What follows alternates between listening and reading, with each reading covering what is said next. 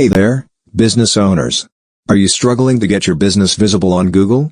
Well, today, I'm going to show you how to optimize your Google My Business listing so you can attract more customers and grow your business. As a business owner myself, I understand how challenging it can be to get noticed online, especially if you're just starting. That's why I want to share some tips and tricks that I've learned to help you get the most out of Google My Business. First off, make sure you claim and verify your business on Google My Business. This will allow you to manage your business information, such as your business name, address, phone number, and hours of operation, all in one place. Once you have claimed and verified your business, it's time to optimize your listing.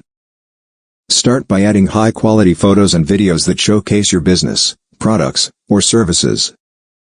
This will help you stand out from the competition and give potential customers a better idea of what you offer. Next, write a compelling description of your business. This should include relevant keywords that people might search for when looking for a business like yours. You can also add posts to your Google My Business listing, similar to social media posts, to highlight promotions, events, or new products/services. This can help drive more traffic to your website or physical location. Lastly, encourage your customers to leave reviews on your Google My Business listing.